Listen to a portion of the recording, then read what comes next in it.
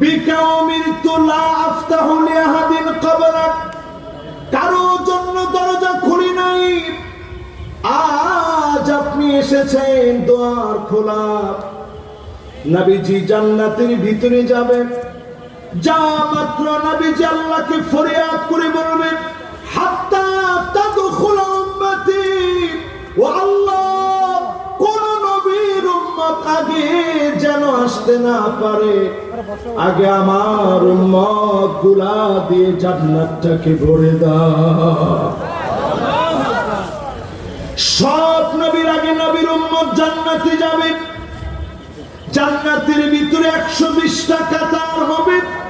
সামানুনা মিন উম্মতি, 120 এর ভিতরে 80 কাতার নবীর উম্মত দিয়ে পূর্ণ হয়ে যাবে।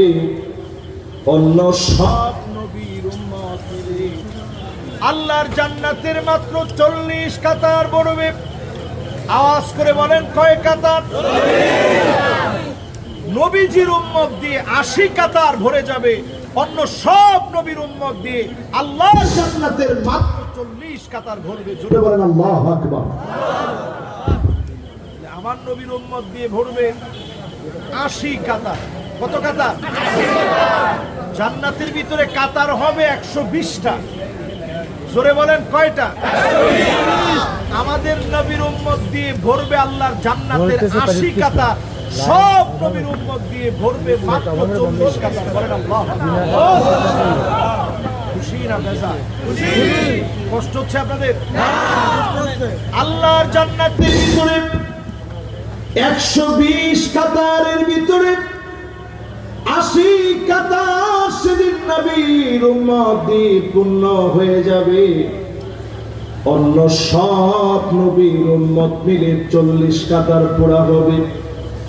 নবীজি সেদিন গর্ব করবে, ফাইন্নী মুকাসিরু বিকুমুল উমাম, আয় আল্লাহ এই সব আমার উম্মত, আমাদের মতো গুনাহগারদেরকে নিয়ে নবী গর্ব করবে। সেদিন যিনি মাফ করে জান্নাতি বানায় দিবেন তিনি কে? আপনারা একটু হালকা হালকা গুড়ি গুড়ি বৃষ্টির ফোঁটা কি পড়ছে? ও বন্ধ হয়ে গেছে না? একটু আল্লাহর দিকে তাকায় ডাক দিয়ে বলেন আল্লাহু আকবার।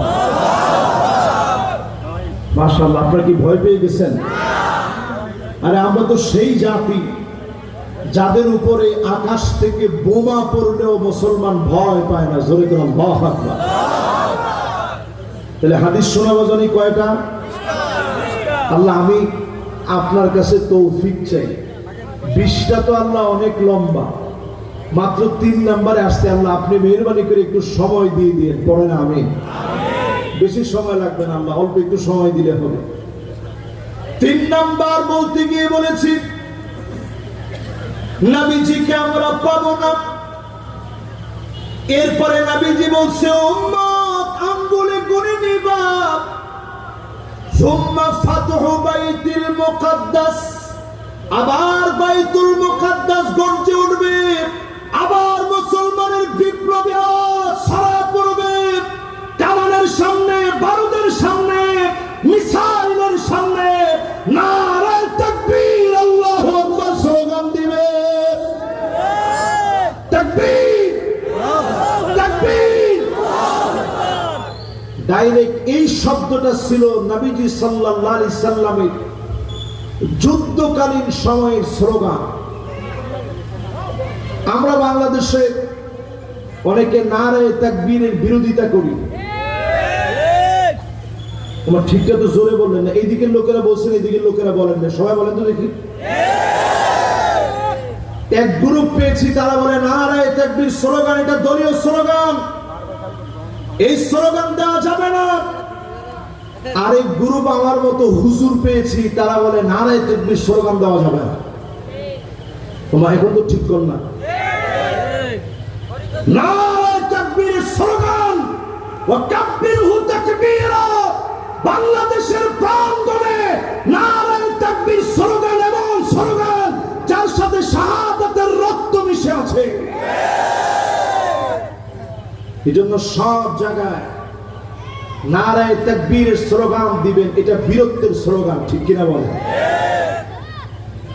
যদি আপনি লিল্লাহে তাকবীর বলেন অসুবিধা নেই, নারায়ে তাকবীর বলেন তাও অসুবিধা নেই, তবে হাদিসে যে তাকবীর দেওয়া হয়েছে সেটা হচ্ছে তাকবীর আল্লাহু আকবার, যেটা নারায়ে তাকবীরের ভিতরে পূর্ণাঙ্গ আছে, ঠিক কিনা বলেন? তাহলে এবার একটু বলেন, ফিলিস্তিন আবার বিজয় হবে, রাসূল সাল্লাল্লাহু আলাইহি সাল্লাম বলে গেছেন, বলেন আল্লাহু আকবার। দুইবার বিজয় হয়েছে ফিলিস্তিন, একবার বিজয় হয়েছে ওমর রাদিয়াল্লাহু তাআলা আনহুর জামানায়, আরেকবার বিজয় হয়েছে সালাউদ্দিন আইয়ুবীর জামানায়। শেষ আরেকটা বার যিনি বিজয়ী করে দিবেন তিনি কে? এরপরে নবীজি বললেন, সুম্মা মাউতানুন ইয়াখুযু ফীকুম কাকুআসিল গানাম, এমন সময় আসবে সাগরের ঠান্ডা লাগলে যেইভাবে কাশতে থাকে এইভাবে কাশতে থাকবে, ঠান্ডা জনিত মহামারী ছড়ায় পড়বে। এই মহামারীর নাম আমরা দিয়েছিলাম করোনা। তোমার ঠিক তো কয় না? এখন আবার নতুন করে যখন করোনা আসছে, ইমাম সাহেবদের দায়িত্ব বেড়ে গেছে।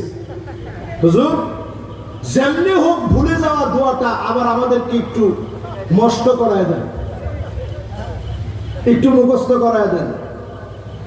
এতদিন আপনি দোয়াটা ভুলে গেছিলেন, আল্লাহ এখন আবার একটু টান দিচ্ছে। আওয়ালা ইয়ারাউনা আন্নাহুম ইফতানুনা ফি কুল্লি আমিন মাররাতান আও মাররাতাইন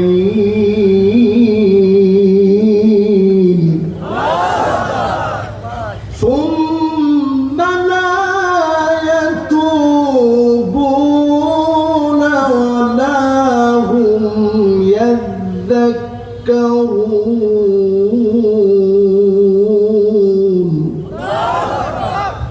আল্লাহ রাব্বুল আলামিন জানায়